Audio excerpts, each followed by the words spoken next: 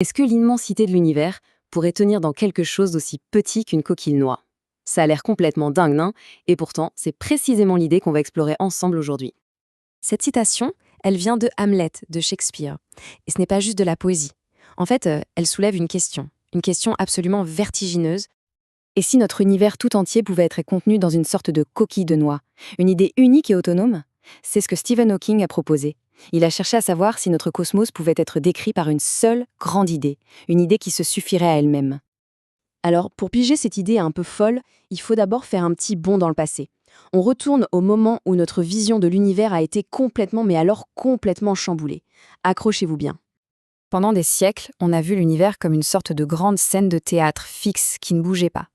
Et puis Einstein est arrivé, et il a montré que non, le décor n'est pas fixe du tout. En fait, il participe à l'action, il est vivant, il se déforme. Comment ça marche, concrètement? Bon, imaginez que l'espace-temps, c'est une sorte de grande nappe en caoutchouc bien tendue. Si on pose une boule de bowling dessus, disons le Soleil, eh bien, elle va creuser la nappe. Et si une petite bille, une planète, passe à côté, elle va se mettre à tourner dans le creux. Voilà, c'est ça la gravité selon Einstein. Et cette nouvelle vision a mené à une conclusion qui, à l'époque, était juste hallucinante. Si tout s'éloigne les uns des autres aujourd'hui, ça veut dire que par le passé, tout devait être rassemblé en un seul point minuscule. C'est comme ça qu'est née l'idée du Big Bang. Sauf qu'il y avait un hic, un énorme hic. La théorie d'Einstein, aussi géniale soit-elle, plantait complètement au moment zéro. Au moment du Big Bang, les équations ne veulent plus rien dire, tout part en vrille. C'est un peu comme avoir le plan d'un trésor, mais il manque la croix pour indiquer où il se trouve. Et c'est là qu'une autre révolution de la physique entre en jeu. Bienvenue dans le monde bizarre et fascinant de la mécanique quantique, un monde qui, comme on va le voir, n'a pas vraiment simplifié les choses, au contraire. Einstein, lui, voyait l'univers comme une belle horloge suisse, parfaitement prévisible. Alors imaginez sa réaction quand une nouvelle théorie a débarqué pour dire que, en fait, tout au fond, l'univers est un grand casino basé sur le hasard et les probabilités. Il a tout simplement détesté l'idée. C'était impensable pour lui. Ouais, bienvenue dans le monde quantique. Ici, une particule n'est pas à un endroit précis, elle a juste une chance d'être à plein d'endroits en même temps. C'est un peu comme une pièce de monnaie qui serait pile et face tant qu'on ne la regarde pas. C'est totalement à l'opposé de notre intuition. Et voilà le cœur du problème. On se retrouvait avec les deux piliers de la physique moderne qui se contredisaient totalement. La relativité pour l'infiniment grand, le cosmos, et la mécanique quantique pour l'infiniment petit, les particules, et impossible de les faire marcher ensemble. C'était le grand casse-tête du XXe siècle. Bon, pour se sortir de cette impasse, il fallait une idée vraiment, vraiment radicale. Et cette idée, c'est un physicien du nom de Richard Feynman qui l'a eue. Une idée tellement folle qu'elle a redéfini notre vision de la réalité elle-même. L'idée de Feynman, c'est ça. Une particule ne prend pas un seul chemin pour aller d'un point A à un point B. Non, elle les prend tous en même temps. Alors, imaginez qu'on applique ça à l'univers tout entier. Ça voudrait dire qu'il n'y a pas une seule histoire de l'univers, mais une infinité d'histoires possibles qui coexistent. Notre univers ne serait que la plus probable de toutes ces histoires. Cette idée d'histoire multiple, elle est déjà fascinante. Mais c'est quand Stephen Hawking s'en est emparé qu'elle a pris une toute autre dimension. Il s'en est servi pour s'attaquer au plus grand mystère de tous, le commencement du temps. Le gros problème, c'était toujours ce fameux Big Bang. Ce point de départ où toutes les lois s'effondrent. Comment est-ce qu'on peut avoir un début sans pour autant avoir une sorte de bord au temps, une limite au-delà de laquelle plus rien n'existe? C'était la grande question.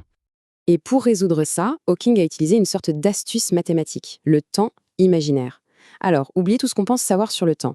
Imaginez un instant que le temps n'est pas une ligne droite qui va du passé au futur. Imaginez qu'il puisse se comporter comme une dimension de l'espace. On pourrait alors se déplacer dans le temps comme on se déplace en avant, en arrière ou sur les côtés. Et c'est là que tout devient clair. Si le temps est comme une dimension de l'espace, l'univers pourrait ressembler à la surface de la Terre. On peut marcher à la surface du globe indéfiniment sans jamais tomber, sans jamais trouver un bord. Et bien de la même manière, l'univers pourrait ne pas avoir de bord, pas de début. Le Big Bang ne serait plus un commencement, mais plutôt comme le pôle sud, un point sur la carte, tout à fait normal. Et la conclusion de tout ça, elle est juste énorme. Si l'univers n'a pas de bord, pas de commencement, alors il n'a pas besoin de quelque chose ou de quelqu'un pour le créer. Il serait un système complet, autonome, qui existe par lui-même, simplement gouverné par les lois de la physique. C'est une idée absolument vertigineuse. Bon, tout ça, c'est une très belle histoire, une belle construction mathématique. Mais est-ce que ça colle avec le monde réel? Est-ce qu'il y a la moindre preuve pour soutenir une idée pareille? Eh bien oui, la théorie de Hawking fait une prédiction super précise. Elle dit que si l'univers est la somme de toutes les histoires possibles, alors il n'a pas pu être parfaitement lisse et uniforme à ses débuts. Il devait forcément y avoir de minuscules fluctuations, des sortes de petits grumeaux quantiques. Et le plus fou, c'est qu'on les a trouvés. Dans les années 90, le satellite COB a pris une photo de la toute première lumière de l'univers. Et sur cette photo, qu'est-ce qu'on voit? Exactement ces fameux grumeaux, ces infimes variations de température que la théorie avait prédites. C'était une confirmation spectaculaire. Ces variations étaient minuscules, vraiment, une partie pour 100 000. Mais ce sont elles qui ont tout changé. Ces petites imperfections primordiales, en grandissant avec l'expansion de l'univers, sont devenues les graines de tout ce qu'on voit aujourd'hui. Les galaxies, les étoiles, les planètes, et nous. Et la boucle est bouclée. On revient à notre coquille de noix. L'infiniment grand, l'immensité de l'univers, pourrait en fait découler d'un principe infiniment petit. Tout pourrait être contenu dans une seule et même idée. Et ça nous laisse avec une dernière question. Si tout ce qui existe est déjà encodé dans cette coquille de noix originelle, quels autres secrets incroyables les lois de la physique nous réservent-elles encore? On a l'impression que l'exploration ne fait que commencer.